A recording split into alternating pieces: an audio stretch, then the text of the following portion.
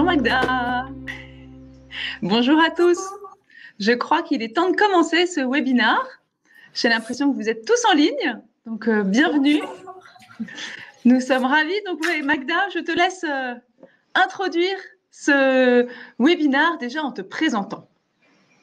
Bonjour, je m'appelle Magdalena Zilviti-Chaland. Donc, je suis psychologue pour Hôtel-Med. Je travaille comme coach pour expatriés depuis plus de 10 ans et je suis l'auteur du livre Réussir sa vie d'expat aux éditions Erol. Et moi, Alix Carnot, donc directrice associée depuis le mois de novembre d'Expat Communication. Expat Communication que vous connaissez généralement à travers ses sites internet et notamment le plus connu de tous qui est Femme Expat. Aussi une ancienne expat qui habitait aux États-Unis, en Centrafrique, en Australie, en Espagne et en Italie. Et de retour à Paris depuis 4 ans. Donc, je connais aussi cette nouvelle expat qu'est le retour, dont on reparlera tout à l'heure. Voilà. Et c'est ça qui est rigolo, c'est que Magda et moi avons toutes les deux un livre, en tout cas, pas ensemble, mais qui a été publié le même mois. Donc, ça crée quand même un beau lien entre nous. Mais ça y est. Donc, publié le même mois, dans la même maison d'édition. Erol. Et donc, si on décrit ton livre en une seconde, parce que c'est important de décrire ton livre, parce que ça va nous dire aussi dans ce webinaire la spécificité de ton approche. Donc, c'est les dessous psychologiques de l'expatriation, parce qu'on connaît souvent les démarches pratico-pratiques, qu'est-ce qu'on doit faire pour partir, tout le côté vraiment logistique. Et ce livre traite vraiment des répercussions beaucoup plus internes et psychologiques qui vont intervenir lorsqu'on part en expatriation, parce que c'est pas du tout anodin. Super. Et alors le mien, Chérie, on s'expatrie, lui, il parle de ce qui se passe dans le couple quand on est en expatriation, notamment toutes les questions qui tournent autour de la double carrière. Est-ce que c'est un mythe? Est-ce que c'est une possibilité? Est-ce que c'est courant? Et comment on fait pour arriver à travailler tous les deux en expatriation, tout surtout en préservant son couple? Voilà, donc ça vous donne aussi une idée de ce qu'on apporte l'une et l'autre et des questions que vous pouvez nous poser pendant ce webinaire. Alors, on va commencer maintenant. Est-ce que, Magda, s'il te plaît, tu peux nous redire les grandes phases et des sujets qu'on va traiter? Alors déjà, je voulais aussi rajouter quelque chose parce qu'effectivement, tu as bien fait d'expliquer que nous étions tous les deux avec l'expérience de l'expatriation. Moi, je suis à New York actuellement, enfin à côté de New York, dans une petite ville qui s'appelle Princeton. Et je suis sur la côte est des États-Unis depuis 1 an. Et auparavant, pendant 13 ans, j'étais sur la côte ouest américaine, en Californie. Donc voilà, s'il y a un petit décalage son ou quelque chose, c'est parce que je suis là-bas, sur la côte est. Donc, on va parler dans cette conférence de l'aspect vraiment de l'expatriation pour les femmes. Parce que lorsqu'on part en expatriation en tant que femme, il y a des problématiques très particulières qui vont intervenir.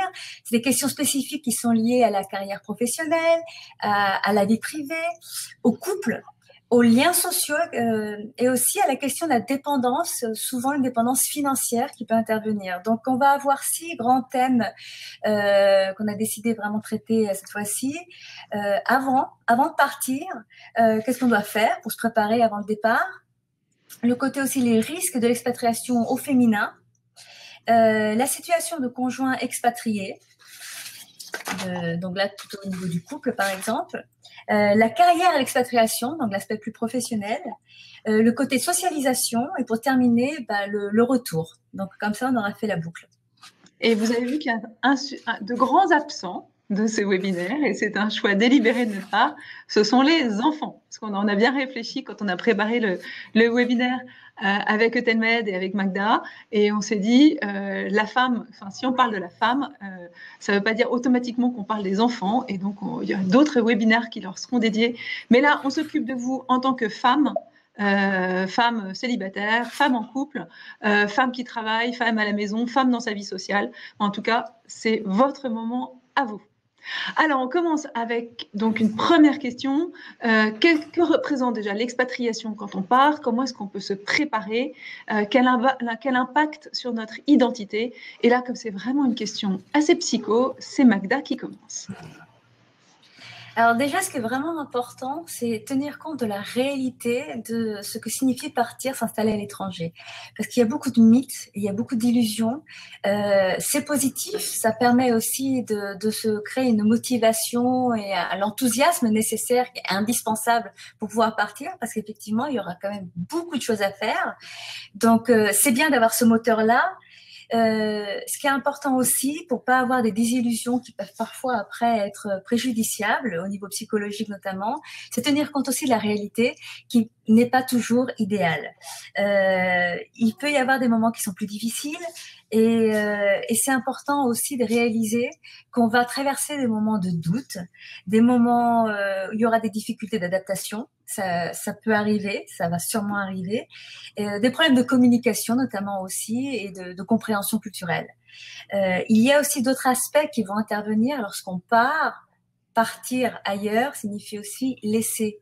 Donc on va laisser certaines choses sur place, il faut en être conscient. On va laisser la famille qui, lorsqu'on part, peut vieillir, lorsqu'on part longtemps, il peut y arriver des choses. Donc, ça voudra dire aussi la marque de l'absence.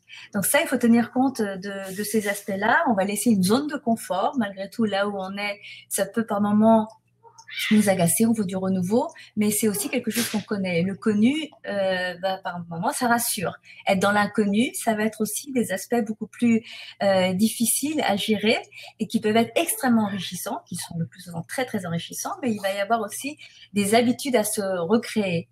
Et la famille qu'on laisse, ce qu'on va retrouver ailleurs, ça va être souvent des amis qu'on va pouvoir se faire et qui vont devenir une deuxième famille. On va parler de l'aspect socialisation plus tard, mais c'est important de savoir qu'il y a des choses qu'on laisse quand on part et en être aussi conscient. Ce n'est pas juste quelque chose vraiment de l'ordre de l'idéalisation ou de l'ordre du pratique. Déjà, on parle souvent du cycle de l'adaptation lorsqu'on part à l'étranger. Il y a un cycle un peu classique qui peut être un peu caricatural, mais malgré tout, on le retrouve très souvent à plus ou moins fort. Il y a l'aspect au début qui est la préadaptation.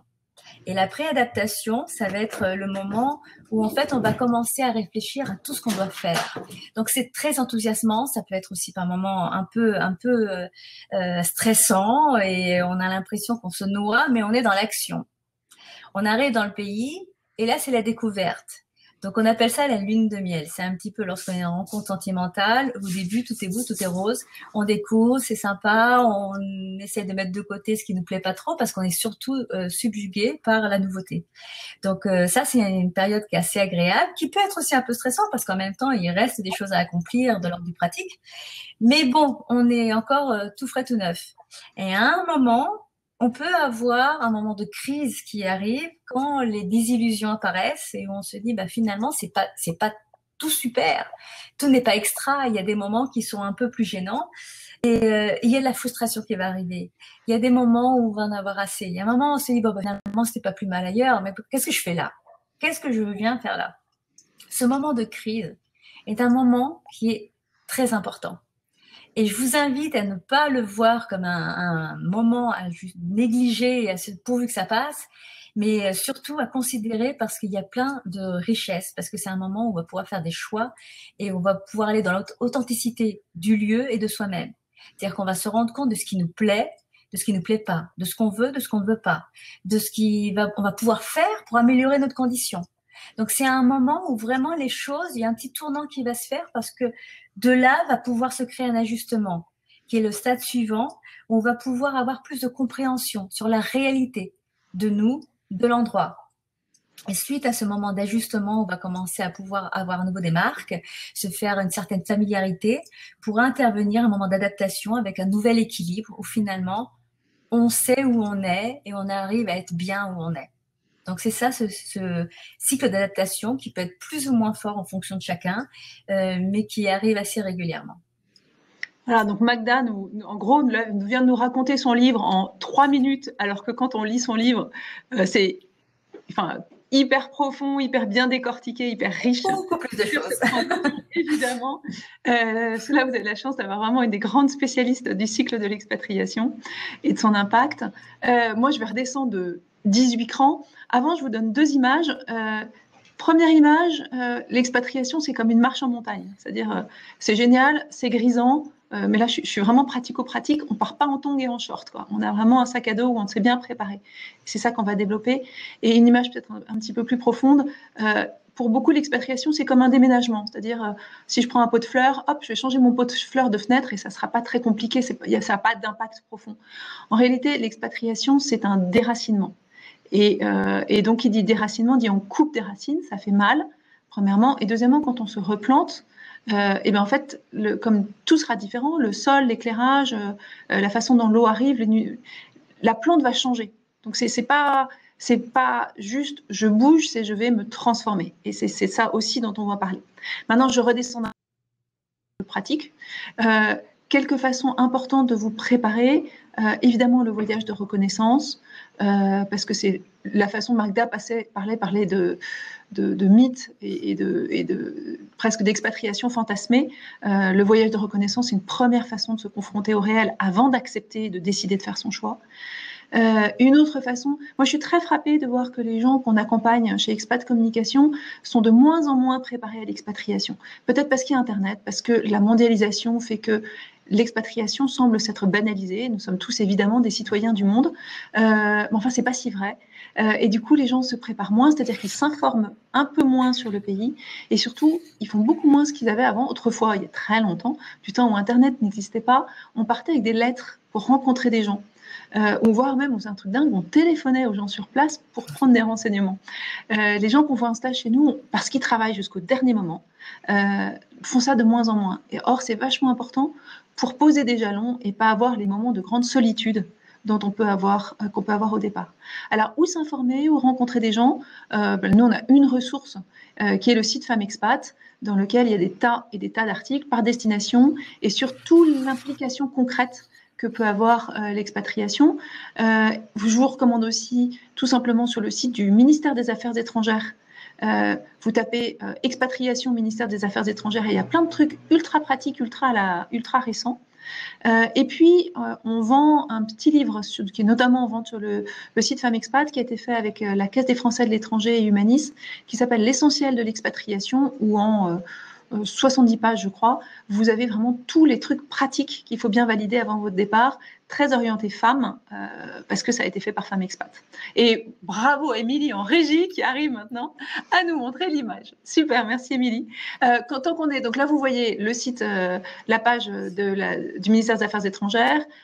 Vous avez un bout expatriation, mais vous le retrouverez sur le site que vous voyez aussi, Femmes Expat. Magda, et après il va falloir qu'on aille un petit peu plus vite, qu'est-ce que tu peux nous dire en un mot dans cette préparation spécifique? Parce que là, ce qu'on a dit, c'est important, mais c'est aussi vrai pour les hommes que pour les femmes. En termes d'identité, qu'est-ce qui est important à savoir pour les femmes? Alors pour les femmes, ça va être important de savoir qu'il y a différents types de personnes qui partent et différents types de situations de femmes expatriées. Il y a la femme expatriée qui est la porteuse du projet d'expatriation. Donc c'est-à-dire que la famille en entier part car elle a le travail et donc tout le monde suit. Et pour tout porteur de projet d'expatriation, que ce soit femme ou homme, il y a un sentiment de responsabilité qui est très très fort parce que on est parti à cause de celui qui a un poste. Et donc, il ne faut pas que ça rate. Il faut que ce soit super. Donc, il y a une pression extrêmement importante. Quand c'est la femme, il y a une pression encore plus importante parce que malgré tout, c'est moins courant. L'homme qui ne travaille pas, qui l'accompagne, ils ne sont pas encore très nombreux. Donc, il peut lui aussi le vivre assez mal dans son sentiment masculin. Et donc, il va falloir avoir encore plus de ressources et plus de force pour assumer ce rôle-là qui n'est pas encore culturellement extrêmement développé. Ça reste assez rare. D'ailleurs, pour le conjoint qui ne travaille pas, l'homme, il y aura très, très peu de lieux où il pourra retrouver d'autres hommes comme lui parce que c'est quand même pas assez fréquent. Donc, il y aura un isolement du conjoint et la femme porteuse du projet peut vivre ce poids de la culpabilité relativement fort en se disant j'ai pris le travail et pas lui. Donc, il faut vraiment que ce soit très, très bien et professionnellement que ce soit une grosse réussite. La femme qui ne travaille pas et qui suit son conjoint qui lui travaille, c'est une situation qui est encore aujourd'hui la plus fréquente. Et donc, c'est une situation où finalement, ce seront des femmes accompagnatrices qui peuvent avoir lâché un travail qu'elles avaient auparavant et se trouver dans une situation nouvelle, différente, à la maison, par exemple. Et donc là aussi, il va y avoir beaucoup de choses à assumer, notamment pour le côté professionnel. Est-ce que je l'ai choisi ou est-ce que je le subis? Qu'est-ce que je veux faire maintenant? Donc ça va être se connaître soi dans une situation différente. Il y a des femmes célibataires qui partent et qui là, quand ce sont des mères célibataires qui partent avec leurs enfants mais sans conjoint, elles peuvent porter toutes les casquettes à ce moment-là. Et ça devient vraiment difficile parce qu'elles font tout à la fois. Mères, elles doivent aider les enfants, professionnellement, elles doivent assurer professionnellement, socialement, c'est elles qui doivent avoir tous les contacts. Donc ça fait beaucoup, beaucoup de choses. Et c'est excitant, c'est aussi une grande autonomie, ça peut être épuisant. Donc, c'est le danger qui arrive à ce moment-là, même s'il y a une autonomie qui est très, très forte. Et puis, il y a les femmes seules, celles qui partent sans enfants, sans conjoint, et qui se disent « je pars à l'aventure ». Et à ce moment-là, juste un petit mot sur quelque chose qu'on oublie parfois, c'est ces femmes seules vont pas rester seules parfois, elles vont faire des rencontres sentimentales et elles vont faire face, par exemple, au dating. Et en fonction du pays où on est, il y aura différents aspects à ce moment-là où elles devront faire face, qui est notamment l'image de la femme française à l'étranger. En fonction de chaque pays, elles vont représenter quelque chose qui n'est pas que elles, qui les dépasse. Donc, il faut déjà passer la barrière de ce que représente la femme française pour pouvoir aussi assumer qui je suis en tant que femme. Puis aussi, les difficultés entre les règles de dating en fonction des pays. Ce n'est pas forcément ce qu'on connaît en France, ça peut être même très spécifique. Moi, je suis aux États-Unis et alors là, on m'a toujours dit que faire du dating aux États-Unis, il faut connaître les règles du baseball. Je ne connais pas les règles du baseball. Les règles du baseball sont très compliquées. Le dating aux États-Unis est aussi compliqué que les règles du baseball. Donc, en fonction des pays, ça peut être vraiment, vraiment différent.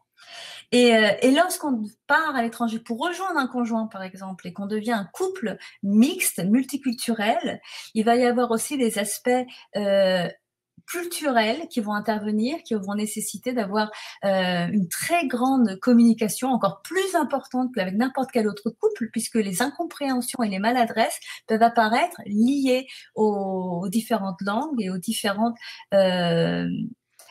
choses qu'on met à travers les mots, parce que les mots, c'est pas juste ce qu'on dit, mais c'est aussi ce qu'on porte. On appelle le signifié, le signifiant.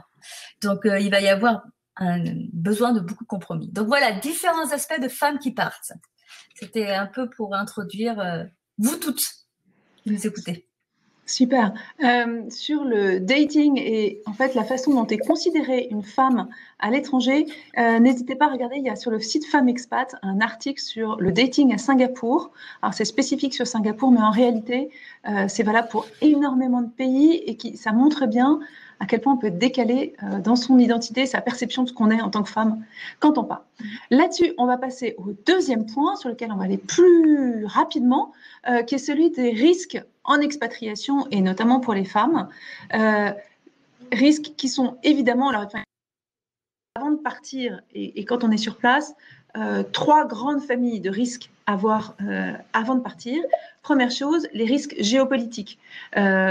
Avant de partir, et ça, il y a une référence, c'est le site des Affaires étrangères qui classifie les pays pour vous dire si jamais ils sont sûrs, intermédiaires ou à éviter. Et ça, c'est un site à regarder rapidement. Et la première chose à faire, qu'on soit un homme ou une femme, on s'inscrit quand on arrive au consulat, parce qu'on peut partir dans un pays sûr et que la situation change sur le plan politique ou qu'il y ait un tremblement de terre ou tout ce qui peut arriver, qui est le contingent toutes les contingences qui peuvent arriver en expatriation. Donc, on s'inscrit au consulat. Première famille de risque. Deuxième famille de risque, ils peuvent être juste, même s'ils ne sont pas au niveau du pays, au niveau de la sécurité. Et là, quand on est une femme d'un pays à l'autre, on ne va pas du tout trouver les mêmes enjeux. Et c'est quelque chose sur lequel il est important de se renseigner auprès des locaux. Dans certains pays d'Asie, se promener en tant que femme, y compris très tard le soir, c'est pas du tout un problème. Moi, je suis rentrée d'Australie avec l'habitude de me balader avec mon sac à main à 2 heures du matin, ça n'était pas un problème. Dans d'autres pays, quand on est une femme, on fait très attention et on ne se balade pas seule dans la rue. Et ça, c'est des choses qu'il faut bien valider avec des personnes qui sont sur place avant de partir. Dernière famille de risques, pour les risques pratiques, c'est les risques financiers. Et là encore, il est important de se renseigner avant de partir, notamment pour ceux qui viennent de France, qui est un pays donc de culture très sociale, avec énormément de transferts sociaux et de mutualisation d'un certain nombre de coûts. Avoir des enfants en France, ça coûte pas très cher parce qu'on estime que c'est quelque chose qui est porté au niveau du pays et que donc l'éducation, tout le monde paye pour l'éducation de nos enfants, tout le monde paye pour notre santé, on met ça tous ensemble et finalement ça coûte cher au niveau national, mais moins au niveau familial. Quand vous partez dans des pays plus anglo-saxons et libéraux, vos coûts de vie peuvent complètement être bouleversés et finalement on voit des retours prématurés parce qu'il n'est pas possible d'assumer le niveau de vie qu'on voudrait maintenir dans ce pays. Donc voilà des choses à valider avant de partir. Magda, est-ce que tu veux développer avec d'autres types de risques? Moi, je voudrais juste pointer les risques psychologiques. Je ne sais pas s'il y a un écho là, je l'entends avec un écho. Enfin bon. Non, donc il y a trois risques majeurs au niveau psychologique. Il y a différents risques qui interviennent, mais ce qu'on voit le plus fréquemment, ce sont le premier risque, c'est un burn-out. Parce qu'on a tellement de choses à faire. Et la femme, c'est souvent le pilier de la famille, par exemple. Et elle a tendance parfois à se négliger en disant d'abord, on va prendre soin des enfants, on va prendre soin du conjoint, on va prendre soin de la maison, on va prendre soin de tout. Et il y a un moment, il y a un épuisement total. Quand en plus, elle est en train d'essayer de travailler ou elle travaille et elle doit assumer aussi toutes les différences et les adaptations qu'elle doit faire, il peut y avoir un moment où ça sera trop. Et les burn-out, les risques de burn-out qui vont se traduire par des choses qui peuvent être insinueuses, comme par exemple une fuite en avant, une fuite dans l'utilisation de médicaments, par exemple, pour se relaxer, d'alcool, ce genre de choses-là, il faut faire très, très attention parce que c'est un grand signal, il faut faire attention à soi, il faut prendre soin de soi. Si la femme ne prend pas soin de soi à ce moment-là, c'est la famille entière qui en subit les conséquences. Il ne faut pas oublier le rôle important de pilier que vous avez. L'autre risque important, c'est les risques de repli sur soi et qui peuvent entraîner une dépression. Donc ça aussi, on voit souvent des femmes déjà qui culpabilisent d'être mal, en disant mais je dois être heureuse, j'ai tellement de chance. Tout le monde me renvoie ça. En France, quand je veux essayer de me confier à mes amis ou à ma famille, on me dit mais de quoi tu te plains? Franchement, avec la vie que tu as. Donc, c'est devient difficile parce qu'on peut pas se plaindre en France et on peut difficilement se plaindre à l'intérieur du pays aussi parce qu'on a l'impression que personne va nous comprendre. Et finalement, on se renferme.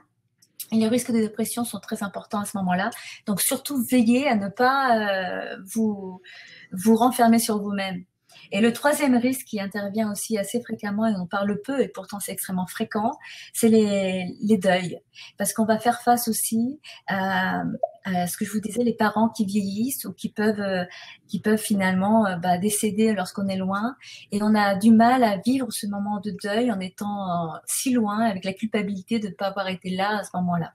Donc ça, c'est des risques importants qu'il faut vraiment, vraiment surveiller. Il y en a d'autres, mais c'est les trois qui sont vraiment les plus fréquents. Merci Magda.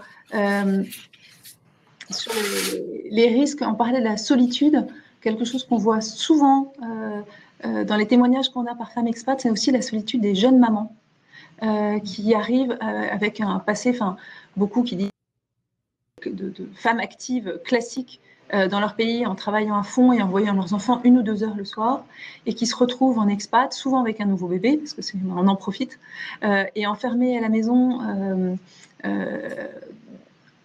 avec très peu de contact sur l'extérieur. Je crois vraiment, comme tu disais, la solitude est un des risques majeurs quand on arrive en expatriation. On va parler du contraire de l'expatriation, on va parler, du contraire de la solitude, parce qu'on va parler un petit peu du couple et de la dépendance. Parce que ça, c'est une des grandes surprises en expatriation. Quand on part, généralement, il y en a beaucoup qui partent en couple et pour qui la notion de dépendance fait partie du passé, des années 50. Dans un couple, on est égaux, chacun mène sa barque et on est ensemble parce qu'on a des objectifs communs et tout roule. L'expatriation va sérieusement secouer le couple et faire apparaître une notion de dépendance. Alors, on va peut-être passer le visuel sur le couple, parce que je voudrais vous montrer une petite typologie des différents couples qu'on va trouver le plus souvent en expatriation. Alors, première figure qu'on va trouver, Pour les hommes, je parle de Lucky Luke. Pour les femmes, j'ai trouvé que Out of Africa, Karen Blixen, dans son combat pour vivre sa condition de femme seule en Afrique, était un bon exemple. On va voir la célibataire. On va avoir ensuite une figure que, pour moi, quand je suis arrivée en expatriation la première fois, faisait partie du passé et qui en fait est encore hyper courante en expatriation. C'est celle de ma sorcière bien-aimée, c'est-à-dire Jean-Pierre part au bureau toute la journée, il part le matin tôt et il revient le soir retrouver Samantha qui vit sa vie parallèle, au début avec beaucoup de solitude et puis finalement avec beaucoup de plaisir, mais en tout cas une vie complètement différente de celle de Jean-Pierre. Troisième catégorie, de plus en plus fréquente, c'est celle des Desperate Trading Bees. Qu'est-ce que ça veut dire Desperate Trading Bees? C'est OK, je te suis, mais moi, toi, tu auras ton vrai boulot. Et moi, je vais avoir une activité qui ne sera pas forcément celle qui va rapporter le plus d'argent à la maison, mais qui va être l'occasion d'une réinvention, peut-être d'ailleurs permanente. Et en tout cas, je vais découvrir des nouveaux talents. Sur le côté, vous ne les voyez peut-être pas, mais il y a Tic et Tac. Tic et Tac, c'est le couple qui semble évident à beaucoup de gens avant de partir. T'es muté, je suis muté. C'est moi qui suis leader sur cette mutation et la prochaine fois, ça sera toi. On a tous les deux des super carrières. Curieusement, Tic et Tac, personne ne les a jamais rencontrés dans la rue. C'est une figure emblématique par rapport à laquelle beaucoup de gens se construisent et se comparent, mais qui est finalement assez rare. Ulysse et Pénélope, c'est une grande réalité de plus en plus fréquente des couples en expatriation. C'est toi tu bouges, et ben pas moi. Pour plein de raisons, de sécurité, d'enfants, de carrière de plus en plus. Et ça, c'est quelque chose sur lequel il n'y a pas encore beaucoup de littérature, mais qui est important de développer parce que c'est quand même le cas de beaucoup plus de couples, voire même pour beaucoup de gens dans des grandes places comme Singapour, etc., où finalement il y en a un qui passe son temps à voyager et à rayonner tout autour de la zone et l'autre qui reste seul à la maison. Cinquième figure, c'est celle de la petite maison dans la prairie. C'est quoi ça? C'est le couple des migrants qui en fait, on parle d'expat, mais là on est plus dans une question d'émigration, avec une installation durable et avec tous les phénomènes d'expatriation dont on parle au début, mais qui petit à petit vont se lisser parce qu'il n'y a plus de nouveaux déménagements. Et finalement, ce qui reste, c'est le fait d'être étranger dans ce pays, mais au bout de 20 ans, on est quelque part dans un intermédiaire entre l'expatrié et le local. Enfin, dernière image de couple, celle de Philémon et Baucis pour dire bon, et après et ça, c'est une réflexion à avoir. Qu'est-ce qui se passe quand on vieillit et où est-ce qu'on s'installe, où est-ce qu'on s'enracine? Voilà, tout ça pour dire, il y a plein de situations de couples différentes en expatriation et une question fondamentale pour les femmes qui est celle de la dépendance. Pourquoi est-ce que la dépendance est une question de femmes? Parce qu'en 2017 encore, et ça c'est ce que montrent les grandes enquêtes qu'on fait avec Expat Communication, en 2017 encore, je disais que quand un couple s'expatrie, dans 9 cas sur 10, c'est l'homme qui est à l'origine de la mutation et la femme qui suit. Et Magda nous parlait tout à l'heure de la difficulté de sociabiliser dans une organisation qui est quand même faite essentiellement pour des femmes conjoints. C'est très compliqué aussi en tout cas pour le conjoint, donc là on va parler pour la femme, en termes de dépendance financière et de questions d'identité. Question d'identité, Magda l'a un petit peu développé tout à l'heure. Sur le plan financier, je voudrais vraiment mettre l'accent là, et c'est une des choses les plus importantes sur l'expatriation au féminin. Comment je fais pour me protéger, pour assurer mon indépendance financière, ou en tout cas ma sécurité financière, dans cette période où je suis dépendant du salaire de mon conjoint. Et là, en plus, il faut raisonner sur deux choses. Il y a le flux, c'est-à-dire chaque mois, comment je fais pour me sentir autorisée à me financer des cours de tennis, parce que de toute façon, je ne travaille pas et quand même autant en profiter, mais si je ne gagne pas d'argent, je ne m'autorise plus rien. Mais aussi en termes de capital, comment je fais pour que si jamais il y avait un problème dans le couple et qu'on se séparait, on a une situation que nous voit vraiment trop souvent au retour, qui est du conjoint qui finalement n'a plus rien. Tout est mis au nom de celui des deux qui travaillait, parce que c'est lui. Les expatriés sont souvent en séparation de biens.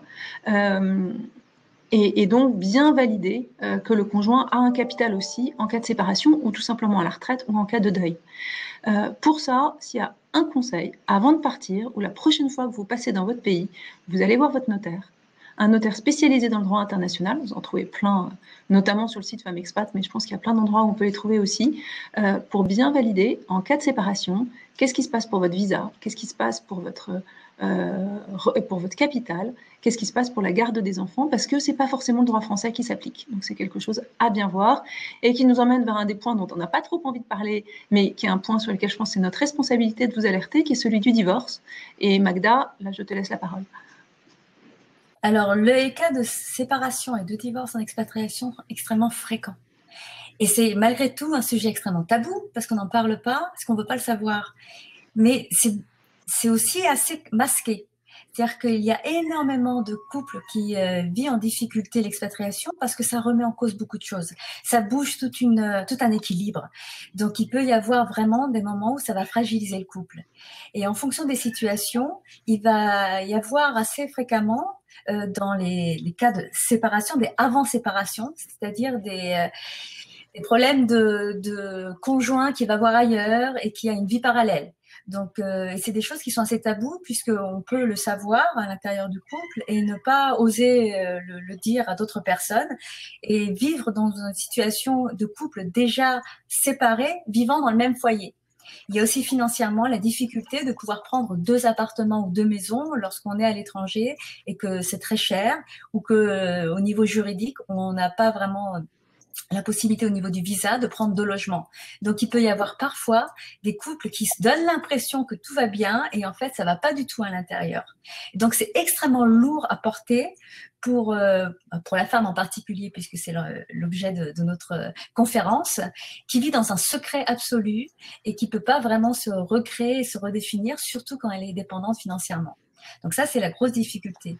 Et si on va un peu plus loin, pour les couples qui finalement décident de divorcer, comme tu le rappelais, Alix, et comme tu le disais, et c'est extrêmement important de vous le dire, lorsqu'on part à l'étranger, c'est finalement le droit du pays qui va intervenir. Lorsqu'on vit plusieurs mois à l'étranger, ce n'est plus le droit français. Voilà, c'est très précis, c'est selon un certain nombre d'années, selon s'il y en a un. Non, mois.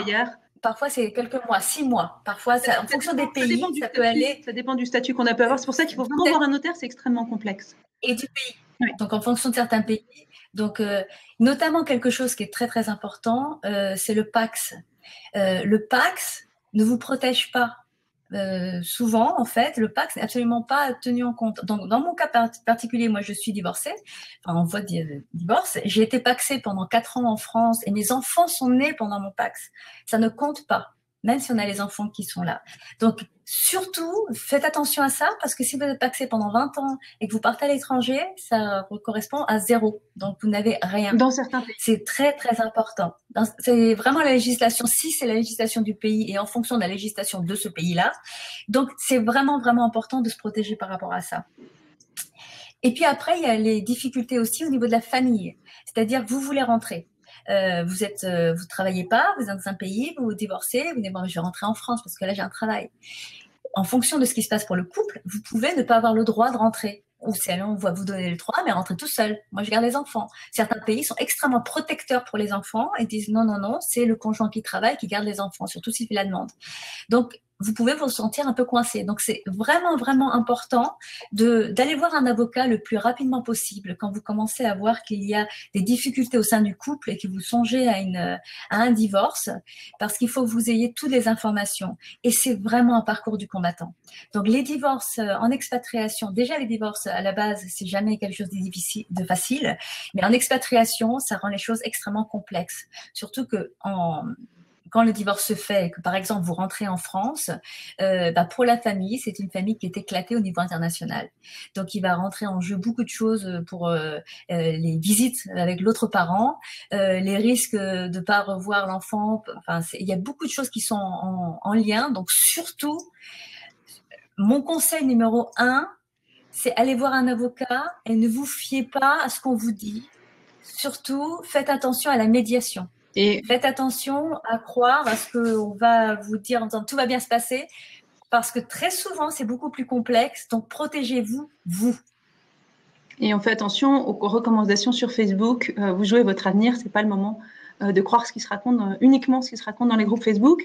Il y a un article qui a cartonné sur Femmes Expat qui peut être utile en préventif, qui s'appelle, dans la série Les Amours à Singapour, qui parle du divorce vu par un homme. Et là, comme on est entre femmes, allez-y, on l'a publié le jour pour la journée de la femme, vu d'un homme. Qu'est-ce que ça donne de partir avec une femme singapourienne 20 ans après? Voilà, c'est une lecture utile. Je voudrais aussi rajouter juste quelque chose au niveau des divorces qui est aussi de l'ordre un peu de l'illusion parfois, c'est que lorsqu'on part avec une entreprise, souvent l'entreprise aide énormément pour partir. Lorsqu'on divorce, l'entreprise, si c'est celle de votre mari et que vous êtes accompagnatrice, elle ne vous aide pas. Absolument. Donc là, vous êtes tout seul. Tout à fait. Il y a un gros problème avec l'accompagnement des entreprises qui aident certaines choses et loin d'aider d'autres aspects. Et c'est vraiment important à ce moment-là de savoir que justement, vous devez avoir votre propre soutien qui correspondra énormément par une aide juridique. Parce que juridiquement, l'entreprise ne peut pas vous aider. Parce que vous n'avez plus de rattachement avec elle. Donc, c'est très compliqué. Pour ne pas rester quand même sur ces notes-là, globalement, l'expatriation est bonne pour le couple. Et ça, c'est important parce qu'il y a des chiffres qui circulent sur le taux de divorce en expatriation. Pour écrire mon livre sur le couple en expatriation, j'ai passé des semaines entières à valider ces chiffres. Il y a aussi certaines zones géographiques qui sont plus à risque que d'autres. Il y a certains endroits où les risques pour ce que montrent les enquêtes, peuvent être très importants. Ce que montrent les enquêtes, c'est que les zones les pires, c'est pas l'Asie, comme on le dit souvent, c'est l'Europe de l'Est. Parce qu'il y a une certaine culture autour du couple qui est assez précaire. Et en tout cas, ce que disent les enquêtes sur le couple, donc non, je veux dire, il y a des divorces, il n'y en a pas tant que ça. Quand il y en a, comme l'expliquait Magda, c'est des divorces particulièrement douloureux et c'est pour ça qu'on en parle beaucoup. En revanche, 82% des couples disent que l'expatriation a renforcé leur couple parce que ça secoue et ce qui, dans certains cas, donc ça casse le couple. Dans les autres cas, ça renforce parce que on a dû tout rechoisir ensemble. On a fait face ensemble à des zones difficiles et finalement, je trouve qu'on voit chez les couples expatriés, notamment ceux qui ont pas mal bougé, une connaissance de l'autre hyper profonde parce qu'on a dû, à un moment, on a été, c'est difficile mais c'est beau aussi, on a été le mari, le meilleur ami, le confident, tout un ensemble de rôles qu'on n'a pas forcément quand on est dans son pays où tous ces rôles-là sont pris par d'autres personnes. Voilà. Faut voir aussi qu'il y a certains couples finalement qui se séparent et qui ne divorcent pas. Donc c'est là où c'est difficulté d'avoir des chiffres parce qu'il y en a beaucoup qui vont pas divorcer, qui vont rentrer et qui vont divorcer après au retour. Ou alors qui vont finalement peut-être se renforcer en disant bon maintenant on rentre et puis ça va mieux. C'est pour ça que je vous invite à voir les chiffres de l'enquête sur le ressenti. Et on a même demandé, vous le retrouverez dans les enquêtes, l'impact de l'expatriation sur la libido, mais ça je vous laisse voir les résultats en ligne.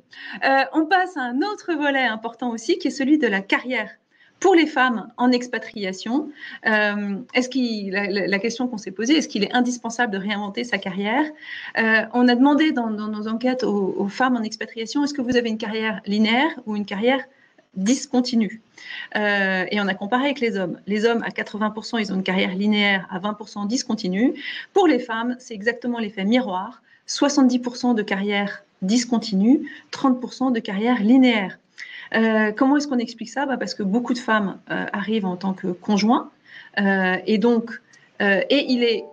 Et ça, c'est une surprise pour beaucoup de personnes qui arrivent, qui se disent je suis un citoyen global, comme on le disait tout à l'heure, citoyen du monde, j'avais un bon job dans mon pays, je vais logiquement en retrouver un autre dans l'autre pays. Si en plus on est français, qu'on a un tout petit peu de cette arrogance française, on se dit, vu tout ce que je vais apporter, les super diplômes que je peux avoir, etc., ça ne devrait pas être trop compliqué de trouver un job sur place. Or, c'est beaucoup plus compliqué, notamment pour les gens diplômés, de trouver un métier là où ils sont parce que on peut voir, vous reverrez tous les détails, mais il y a des barrières en termes de visa. Déjà, le visa de conjoint ne donne pas forcément le droit de travailler.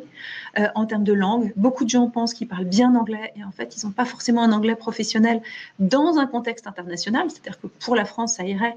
mais quand on est à Londres, l'anglais qu'on baragouine dans les entreprises françaises ne suffit pas forcément. Question de reconnaissance des diplômes. Si j'étais médecin, par exemple, dans beaucoup de pays je ne pourrais pas exercer.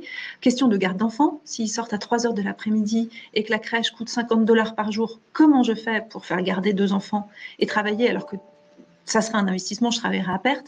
Enfin, il y a toutes sortes de raisons qui font que c'est difficile parfois de trouver du travail.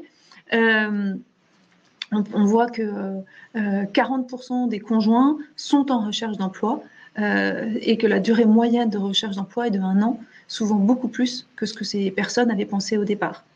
Là-dessus, peut-être une chose qui peut vous aider, c'est le site Expat Value qu'on a lancé il y a 6 mois maintenant et qui marche très très bien parce que finalement, il est le seul site à répondre à cette question de comment je fais pour trouver du travail à l'étranger, dans quel secteur chercher, avec quels outils et comment surtout, parce que s'il y a un truc à retenir, c'est que trouver du travail à l'étranger, plus que partout ailleurs, c'est par le réseau que ça se passe.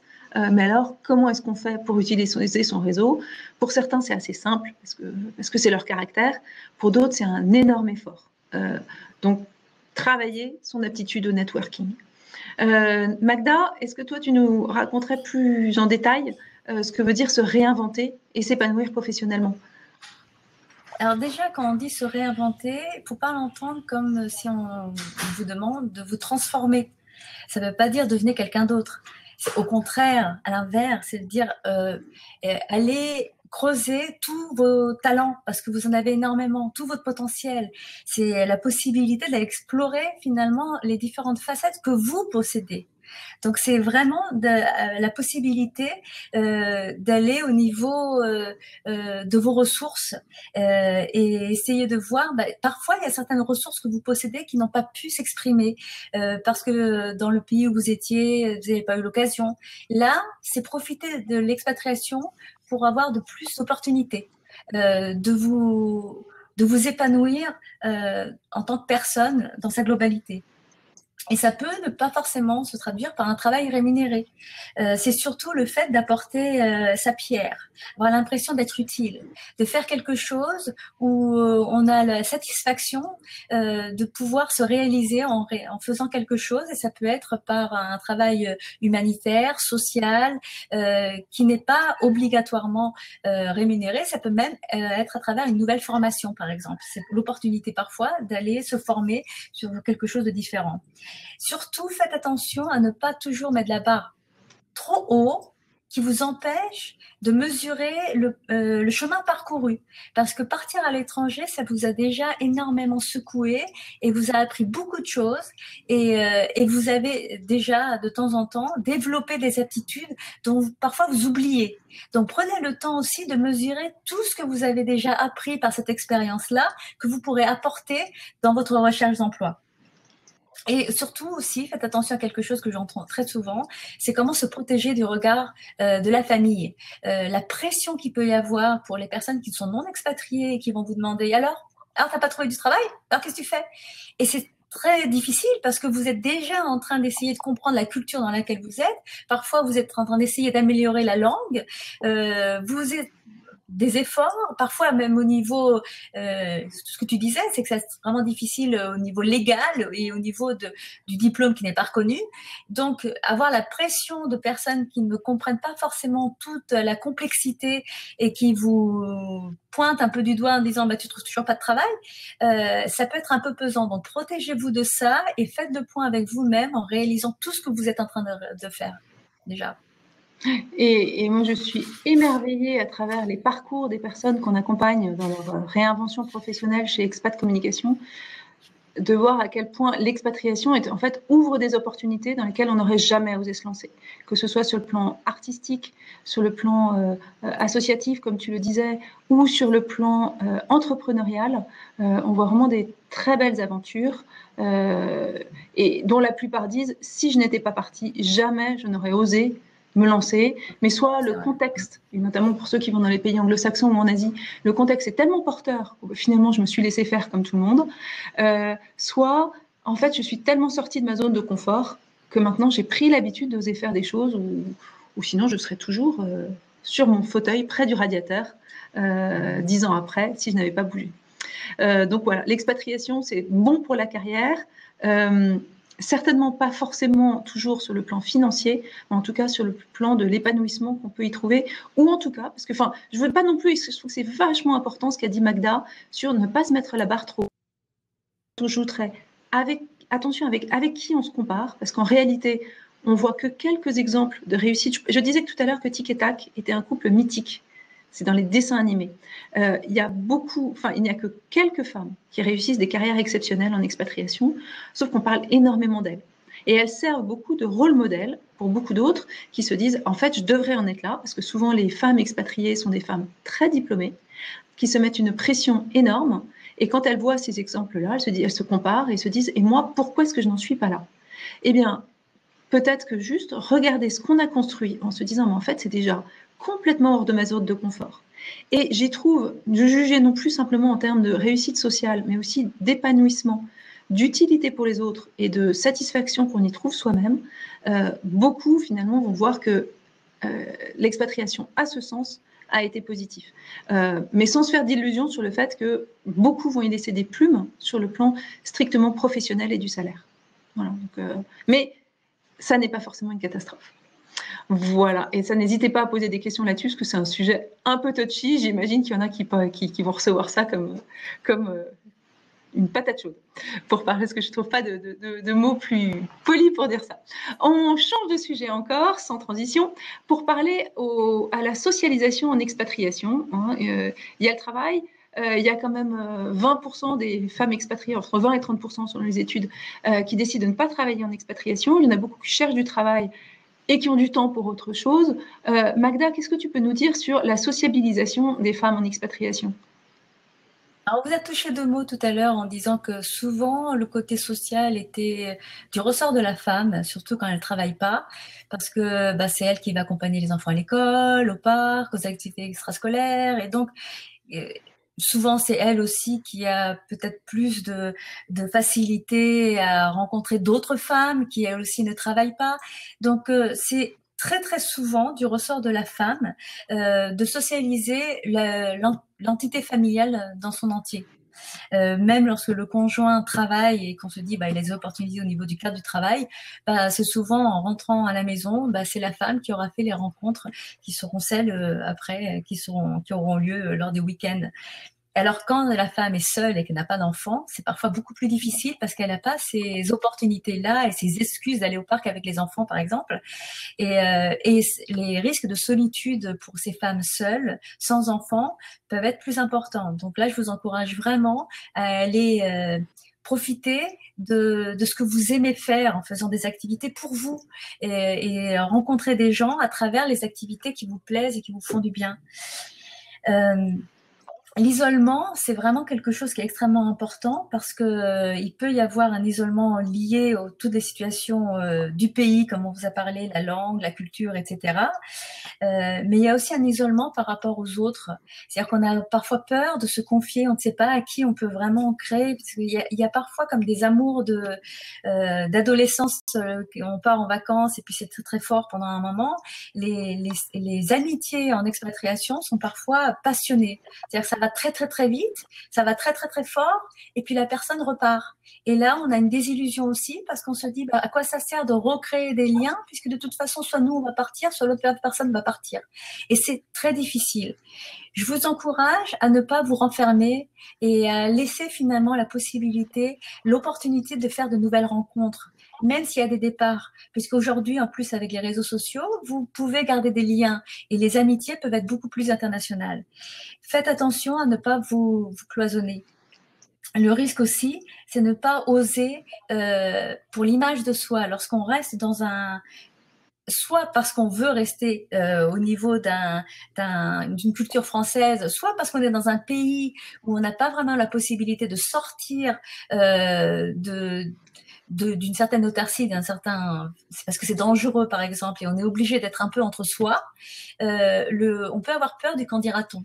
Et donc, finalement, on se protège énormément et on a beaucoup de mal à pouvoir vraiment rencontrer quelqu'un, la confiance de pouvoir créer des amitiés solides. Donc, là aussi, faites attention à ça, à ne pas vous renfermer, mais à garder contact avec des personnes dont vous avez confiance, qui peuvent être à l'extérieur de cette zone-là, à travers Internet, à travers le téléphone, ou essayer de creuser des amitiés réelles aussi sur place. Surtout, ne faites pas... ce que j'entends souvent dire, c'est que moi, je pars pas à l'étranger pour rencontrer que des Français. Donc, moi, je ne veux pas rencontrer de Français. Ou l'inverse, moi, je comprends rien avec les autres, je vais rester qu'avec des Français. Partir avec déjà la décision de rester avec qu'un monde petit en se refusant à l'autre, c'est ne pas vous ouvrir à d'autres possibilités. Donc, essayez d'être le plus ouvert possible et de voir en fonction des possibilités. Il y a une question qui est intéressante, je voudrais juste y répondre maintenant, parce qu'effectivement, beaucoup d'expatriés jeunes seniors peuvent souffrir de solitude due au départ des enfants. Et c'est réellement quelque chose qu'on va trouver à un moment, c'est que les enfants partent pour le collège, par exemple, et la famille devient un couple qui se retrouve seul quelque part avec les enfants qui se sont éparpillés ailleurs, partant au collège. Et donc, ça va être un moment, on appelle ça le nid vide, qui va être difficile à gérer, où que ce soit. Déjà, lorsqu'on est en France, c'est un moment qui est difficile, et lorsqu'on est à l'étranger et qu'on sait que les enfants sont loin, ça peut être beaucoup plus difficile. Donc, surtout, retrouvez-vous, et d'où l'intérêt de se faire des amis pour ne pas se sentir seul à ce moment-là lorsque les enfants partent. Merci beaucoup, Magda, sur voilà, c'est un de ces points fondamentaux de notre vie en expatriation. Sur le plan pratique, comment est-ce qu'on se fait des amis, mode d'emploi? Non, mais quelques lieux. Il y a un réseau que doit connaître, c'est celui de la FIAF, de la Fédération des accueils francophones. Donc, Tombouctou accueille, je ne sais pas s'il existe, ou Moscou accueille, ça j'en suis sûre. Certains ont un peu parfois un réflexe de « oui, non, mais moi, je ne veux pas voir que des Français » ou « je ne veux pas faire partie de ces réseaux-là ». Comme le disait Magda, ça vaut le coup d'être très nuancé là-dessus en se disant, après, il y a quand même un moment où tout vaut mieux que la solitude complète. Et puis, on n'est jamais à l'abri d'une bonne surprise. Et peut-être que si on n'aime pas ce genre de structure, c'est parce qu'on ne veut pas de stéréotypes. Est-ce qu'on n'est pas soi-même en train de mettre un stéréotype quand on dit « je ne veux pas voir des gens de l'accueil » ou « je ne veux pas voir de Français » ou dans l'autre sens, je ne veux pas voir de locaux. Donc, l'accueil, avec toutes ces activités, c'est une super façon de rencontrer des gens. Il n'y a que du macramé dans votre accueil et des trucs qui ne vous correspondent pas. Eh bien, lancez-en un autre. Ce sera une bonne façon de trouver chaussures à votre pied. Soyez proactifs là-dessus. Il y a aussi des annuaires d'expatriés. Sur le site Femmes Expat, on a un annuaire d'expat. On a toutes les semaines des témoignages de femmes qui nous disent « j'ai rencontré ma meilleure amie en expat grâce à l'annuaire de Femmes Expat ». Donc, un grand merci. On ne voit pas trop ce qui se passe derrière, on a juste ces retours. Il y a les enfants, bien sûr, et les activités, comme le disait Magda. Après, pour rebondir sur cette question de « ça fait mal quand les amis partent », c'est peut-être une des grandes difficultés, grandes douleurs de l'expatriation, c'est qu'on est quand même dans le deuil permanent. Là-dessus, j'ai envie de dire, ce qui fait la richesse et la profondeur de beaucoup de femmes qu'on voit en expatriation, c'est qu'elles ont accepté ce deuil et elles savent que la souffrance fait partie de l'amitié et que néanmoins, elles prennent encore le risque de s'attacher et donc de souffrir à nouveau. Et on voit des personnes hyper profondes qui, à partir du moment où elles sont dans cette posture-là. Il ne nous reste plus que quelques minutes pour parler d'un point hyper important. Alors, juste avant, il y a une question, Alix, que je voudrais répondre, parce que c'est quelles sont vos solutions pour rencontrer des personnes quand votre enfant a 7 mois, donc pas encore à l'école ou d'activité extrascolaire, et du coup, nous sommes bloqués à la maison car les crèches sont hors de prix. Alors, je voudrais justement apporter une réponse en particulier, c'est que vous êtes sûrement pas seul à ce moment-là. Il y a d'autres mamans qui ont des bébés qui sont aussi bloqués à la maison, et une solution très très simple, c'est se faire une entraide entre vous. C'est-à-dire, je garde ton bébé et mon bébé le lundi, et comme ça, tu as le lundi libre pour pouvoir faire certaines choses, et le mardi, on échange. Donc, ça peut être intéressant pour les enfants, ça peut permettre justement de se donner du temps à soi et à l'autre, et créer aussi une amitié entre vous. Donc, il y a 2 bénéfices par rapport à ça. Vous pouvez aller ailleurs et vous pouvez rencontrer des gens qui sont dans la même situation. Très bonne idée. Et il existe plein de baby groups. Ça s'appelle baby group ou mothers group selon les pays. Play group. S'il n'y en a pas dans l'accueil de la ville où vous êtes, là encore, montez-le. ou rejoignez des playgroups américains, enfin anglo-saxons. Moi, je sais qu'en expatriation, c'est là que j'ai rencontré beaucoup de mes meilleurs amis. Donc, au contraire, un bébé n'est pas forcément source d'isolement. Merci Magda de l'avoir souligné, c'était important. On passe au retour, grand moment de l'expatriation pour certains, pas pour tous. Magda, déjà, sur le plan psychologique, qu'est-ce que ça représente le retour? Je signale juste que dans les enquêtes, le premier sujet d'inquiétude des expatriés, ça n'est pas la sécurité, ça n'est pas le coût de la vie, c'est le retour. Alors le retour, c'est un énorme sujet, donc on va pouvoir parler malheureusement très très rapidement là-dessus, mais ça vaut une conférence à soi tout seul, parce qu'il y a beaucoup de choses qui interviennent. La première chose que je voudrais dire, c'est faire attention au mot retour, ça n'est pas un retour en arrière. Si vous avez l'impression que vous allez rentrer pour retrouver la même situation, les mêmes gens, et que ça va être comme avant, non. L'expatriation fait évoluer. Vous avez évolué, les gens sur place ont évolué, beaucoup de choses ont changé. Donc, rentrer d'expatriation, c'est en fait une nouvelle étape où vous allez devoir vous acclimater à nouveau d'autres choses parce que vous avez vous-même acquis d'autres aspects. Et je voudrais juste donner un conseil, c'est n'hésitez pas lorsque vous rentrez dans votre pays d'origine à vous recréer ce que j'appelle la maison du nomade. La maison du nomade, c'est ce que vous êtes avec ce que vous avez appris à l'étranger, des nouvelles coutumes, des nouvelles traditions, des objets, des choses que vous aimez mettre chez vous, des choses qui vous rappellent ce que vous avez aimé, des posters. On voit souvent des personnes qui reviennent et qui mettent des posters de là où ils étaient ou des photos, des belles photos qu'elles ont prises. Tout ça, c'est chez vous maintenant. Donc la maison du nomade, c'est ce que vous avez acquis de l'extérieur et qui transforme votre chez vous par ces bénéfices-là. Ça devient quelque chose de différent. Une autre chose aussi que je voudrais dire, c'est que parfois, lorsqu'on rentre, les gens nous ont quittés aussi. C'est-à-dire que vous pouvez revenir et je vois souvent des personnes qui rentrent parce que la famille est malade ou il y a eu un deuil ou quelque chose comme ça. Et donc, vous n'allez pas retrouver la même configuration que vous l'avez laissée et ça peut être un peu difficile à vivre, mais c'est aussi en fonction de vos valeurs à vous que le choix de rentrer peut être aussi quelque chose. Ce qui est très important, c'est de voir si c'est un choix ou si c'est subi et essayer d'être le plus moteur de ce retour-là en te disant, ben voilà, je sais ce que je laisse là-bas, de la même manière que vous êtes parti en laissant les choses sur place, là vous laissez à nouveau des choses de là-bas, mais vous rapportez le plus possible de tout ça. Vous en faites votre petite salade de fruits. Sur le plan pratique, le retour se prépare autant que l'expatriation, que le départ. Peut-être d'ailleurs qu'une des seules façons... La grande différence entre le départ et le retour, souvent, c'est une question d'énergie. C'est-à-dire qu'au départ, on est galvanisé par la découverte, parce que dans la plupart des cas, c'est choisi, et on a envie d'inventer, on est même, je pense, hormonalement stimulé par la découverte. Au retour, il peut y avoir un certain sentiment de grisaille, de déjà connu, de difficulté à se réinventer, puisque, comme disait Magda, on peut avoir l'impression juste d'avoir fait un tour.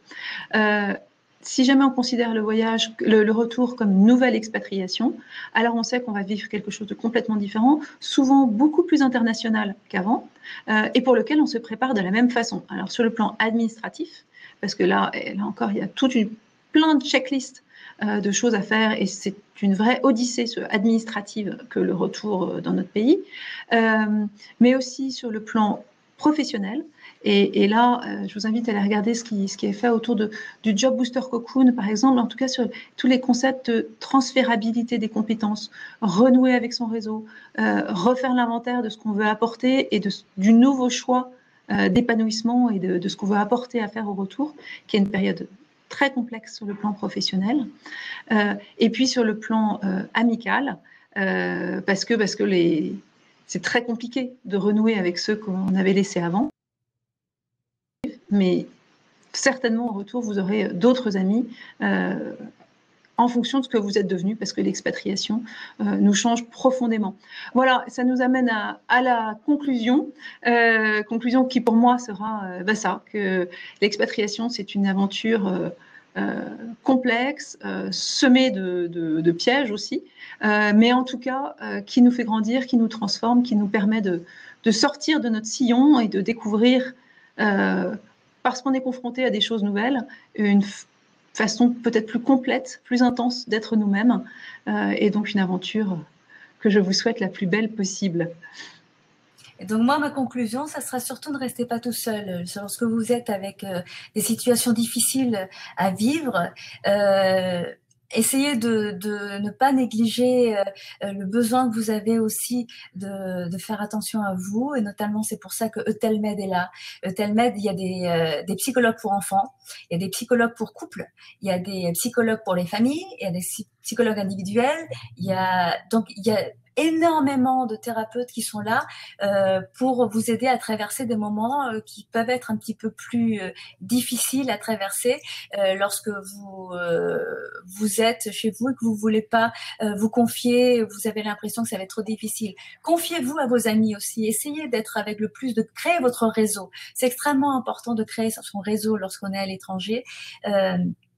Pour surtout de pouvoir partager et faire partie de quelque chose, un soutien pour vous, d'être quelque chose qui va vous appuyer. Merci Magda. Alors, je vois quelques questions sur le côté. Je ne sais pas si on a quelques... Je crois on prend quelques minutes pour répondre à 2-3 questions. En régie, on peut dépasser 1 heure? Oui, donc si vous avez des questions... Alors là, il y a une question, il y a 2 questions on a déjà répondu, et il y a d'autres questions. Là, il y a une question pour moi, que j'ai parlé tout à l'heure au début, de signifié et de signifiant. Et on me demande qu'est-ce que c'est exactement. Alors, je vais prendre un mot qui peut apporter beaucoup de choses. Maison. Une maison, on sait ce que c'est une maison, ça a un toit, ça a des murs, etc. Voilà, c'est l'objet. Mais ce que ça représente en réalité à l'intérieur, c'est qu'est-ce que c'est une maison? Est-ce que c'est quelque chose de bien, de positif? Est-ce que c'est quelque chose qui rassure? Est-ce quelque chose qui, à contraire, fait peur? Quelque chose qui fait mal? Donc, c'est tout ce qu'on va mettre. Donc, chaque chose a 2 aspects. Une autre phrase clé, c'est maman au foyer. On sait ce que c'est qu'une maman au foyer. Pourtant, ça porte tellement de choses en soi, une image, une connotation. Donc, c'est ça, il faut faire attention. Et notamment pour les couples mixtes, lorsqu'on parle, lorsqu'on dit des choses, on entend différentes choses, on entend différentes interprétations. Donc, c'est là où les difficultés d'incompréhension peuvent arriver parce qu'on a l'impression qu'on a été très, très clair, on parle de la maman au foyer et l'autre personne va entendre autre chose. Ça arrive pour tout le monde, mais quand les différences culturelles sont plus fortes, cette différence entre signifié et signifiant vont être encore plus importantes. Une autre question pour moi, qui est comment on fait avec les équivalences quand on est psychologue clinicien? Eh bien, c'est pas facile. En fait, toutes les professions médicales et paramédicales vont être extrêmement difficiles à l'étranger et l'équivalence pure et dure, ça, c'est vraiment difficile. En Europe, on peut encore parfois trouver des équivalences en fonction des accords. À l'étranger, ailleurs, par exemple moi aux États-Unis, je ne l'ai pas. Je ne peux pas. Donc, je suis coach. Je travaille comme coach ici. Mais en même temps, je reprends des études actuellement pour pouvoir retravailler et ils prennent l'équivalence de certains cours. Donc, on n'a pas tout faire depuis le début, mais on a à faire une certaine partie des études pour pouvoir avoir des équivalences. Donc, il faut reprendre souvent une partie d'études et notamment la période de stage qui est très, très longue. Là-dessus, je rebondis aussi parce que sur le site Expat Value, donc le site pour aider à reconstruire sa carrière à l'étranger, il y a au moins 5 articles sur comment rebondir quand on est psychologue. Alors, il y a psychologue et différents lieux. Donc, n'hésitez pas, il n'y aura pas forcément votre destination, mais il y aura en tout cas pas mal de cas de figure qui vous aideront à... Vous avez fait une enquête très, très riche là-dessus, justement, pour les équivalences, des psychologues en particulier. Vous avez fait une enquête très, très riche. Donc, oui, ça peut être bien. Est-ce qu'on a d'autres questions? N'hésitez pas.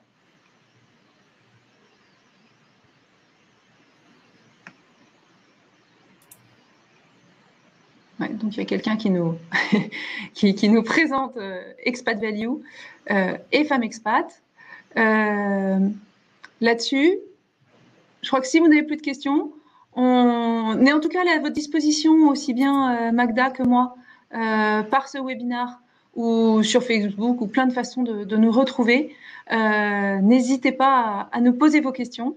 Et puis, on vous souhaite une très belle journée pour ceux qui la terminent en Asie et ceux qui sont courageux, qui sont levés tôt pour nous écouter et qui la commencent juste. À bientôt. Au revoir. Merci, au revoir.